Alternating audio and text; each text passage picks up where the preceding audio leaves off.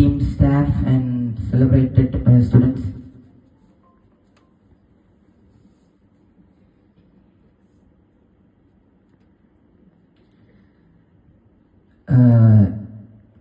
When we talk about unified field theory in physics, the first thing that comes to mind for me is either string theory or loop quantum gravity. But the main theory that comes to mind is string theory. I have worked on string theory for a long time, and I think it's one of the best unification attempts since Einstein's attempts in the 1950s. String theory was primarily developed by Edward Witten in the 1990s at the Institute for Advanced Study in Princeton. String theory is a theory which says that the universe is compressed into 11 dimensions of superstrings. Superstrings are compactified in the smaller dimensions and hidden away in manifolds. In string theory, we cannot find these strings for some reason. The LHC in Geneva has tried, but we couldn't find any experimental proof for these strings. But in string theory, we understand that the universe cannot be unified in only 4 dimensions.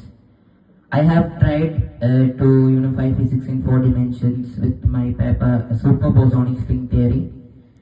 The paper said that the universe was made of these strings, but only in 1 dimension did these strings exist. Basically, the strings were holding the universe together, like it was stretching. The universe was expanding, and that expanding caused the strings to stretch, which generated energy in some way. But that theory, even that theory, I couldn't do the algebra was messed up with indices. I used the sigma indice in multiple places without any explanations, which caused the theory to collapse in higher order gravitational theories. And string theory was always meant to be a mathematical theory.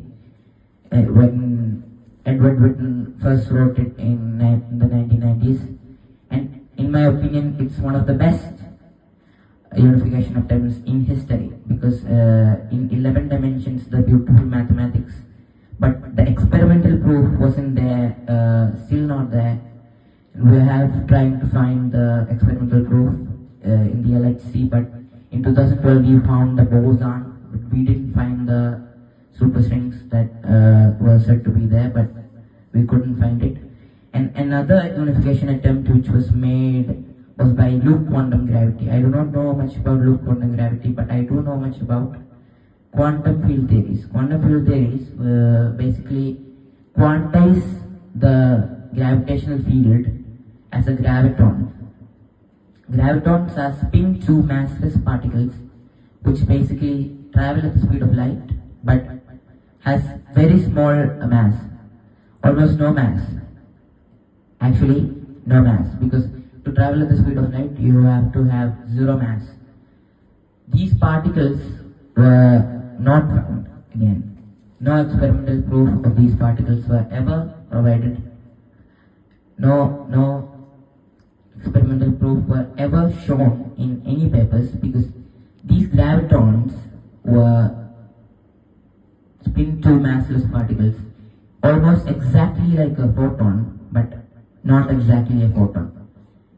It was said that the graviton was the force carrier of the gravitational force, but we could not find these forces.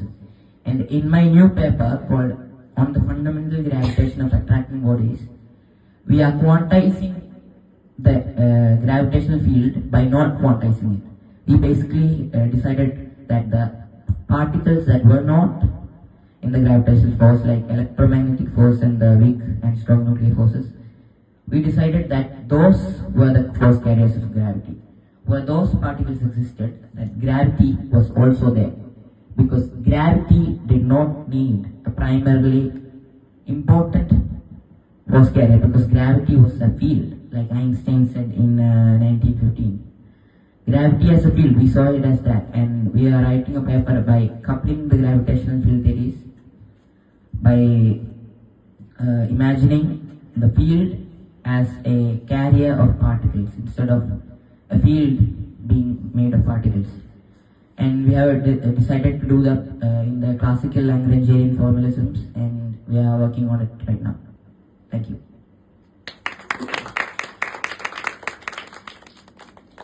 Any questions?